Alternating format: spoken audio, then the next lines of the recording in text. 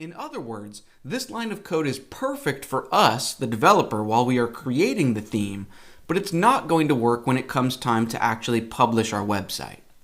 So in order to have the best of both worlds, or to have our cake and eat it too, let's just wrap this line within an if-else block. Let me show you what I mean. So right above this WP onQ script line, where we have the localhost bundled file, right above that line, type this in with me. If, parentheses, our condition can go in there in just a moment, but right after the parentheses, then have curly brackets. In between the opening and closing brackets, you can drop down. Now, after the closing curly bracket, say else, and then curly brackets, and then we can drop down. And now check this out. Let's fill out the condition. Let's say if, and then str, parentheses. This is a PHP function that will let us see if a string of text exists in another string of text. And in its parentheses, we're going to give it two values, so a comma b. And before we replace these placeholders with the real values, let me explain what we're doing here with this condition. Essentially, I'm trying to say, if the current domain that WordPress is running on, if that equals fictionaluniversity.local, right? If that's true, if it's a match, that means we're running this locally on our personal computer in a private sandbox, right? It means the website is not actually living on a server somewhere that the public can access. Else, otherwise, that would mean that our website is live and public on a different domain. But let's not get ahead of ourselves. First, let's set up these placeholder values. So instead of a, what we would actually say is $_, all uppercase, server, a pair of square brackets, a pair of quotes, and then uppercase, server _name. Okay, then for the second value, the B placeholder, let's get rid of that, and that would be quotes. And then this would just be whatever your local WordPress domain is. It's very likely that it's the same as mine, right?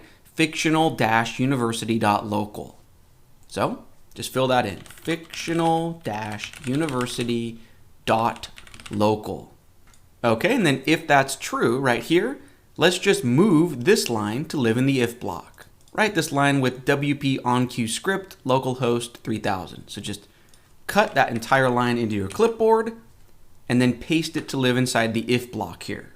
Okay, at this point, let's take care of the else block. This is where we would want to load traditional JavaScript and CSS assets that would make sense for the public to be able to download. To get started, let's just paste in our clipboard once again. Let's begin by hollowing out this second argument, so remove the quotes with this value. And instead we would say get theme file URI, parentheses to call this WordPress function, give it a string of text and say /bundled-assets/vendors.js. Okay, now I want you to duplicate this line that we just wrote. So just copy and paste it. On the second copy, everything can stay the same except change the word vendors here to be scripts. Actually, within the else block on this first line here, let's change the name of the asset. So instead of main university.js, let's call it our vendors.js. Okay, we just need to write one more line of code.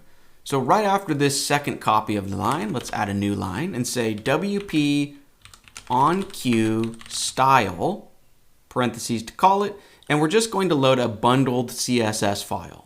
So let's give it a name of our main styles. You could name it anything, comma, get theme file URI, parentheses. Let's say quotes /bundled-assets/styles.css.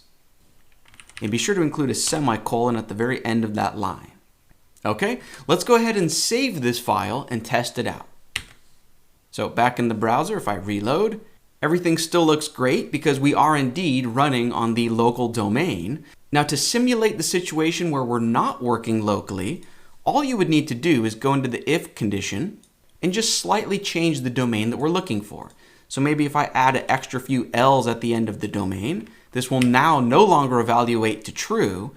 And now if I refresh, we see that our assets are not being loaded because WordPress is now running these lines of code instead. So now we just need to make sure that our node workflow is actually outputting traditional copies of our files into this directory. All we need to do to make that happen is click into the command line down towards the bottom of your window, press Control-C on your keyboard to stop the current task that was watching us, and then type this command in with me, npm run dev. So instead of dev fast, now we're just running dev. Go ahead and press enter. Okay, and that did several things for us. You'll notice now in the sidebar of VS Code, we have this new folder named bundled assets. Also, that task automatically modified our functions.php file, and you'll now notice that in these 3 lines of code that are for public servers, it automatically adjusted the exact file name for those 3 files. Essentially, it adds on this unique chunk hash value here, and this serves as a cache busting feature. This way, visitors of our website, their web browsers will know if we have a new version of the file, and it will know that it needs to download the newest copy. So now that we've done that, if we go back to the web browser and refresh, awesome, our assets load perfectly. And remember, this is simulating what someone from the public would see once our website was up onto the web. Cool, so now that we've tested that that works, you can go ahead and set the if condition back to our actual local domain. So you can just get rid of the few extra characters at the end here when I purposely wanted that to be false. Go ahead and save that. And now it's going to use our super fast local setup. Now really quick, before we bring this lesson to a close, I do want to explain the different commands that I was having you run down in the command line. Now remember, you can always click down into the command line and press Control and C to stop the current task. So what I want to do right now is explain the difference between npm run dev and dev fast. Essentially, dev fast is only going to run the tasks that are necessary for our blazing fast local development process. Whereas npm run dev is also going to create the traditional bundled assets for the public after every time you save a change. So if you want your task to run as blazingly fast as possible, you would just use the command of npm run dev fast, and then before you would ever push your website actually up to the public, you would need to remember to manually run npm run build, and that would prepare the traditional assets for the public. However, I realize not everyone's going to want to have to remember to run a build command. So that's why if you don't want to have to worry about that, you absolutely don't need to. If you want to keep things simple and not worry about everything being as blazingly fast as possible, you can always just run npm run dev. That is literally the only command you need to remember. So everything else we did in this lesson was a one-time initial setup or configuration. You don't need to have memorized everything in this lesson. The only thing you need to memorize is this one command. When you're ready to start working for the day in VS Code, you just open up your command line. Remember again, you can go up into the View menu and click Terminal, or you can press Control-J on Windows or Command-J on Mac. And when you're ready to start working, you just say npm run dev. Press Enter, and that's it.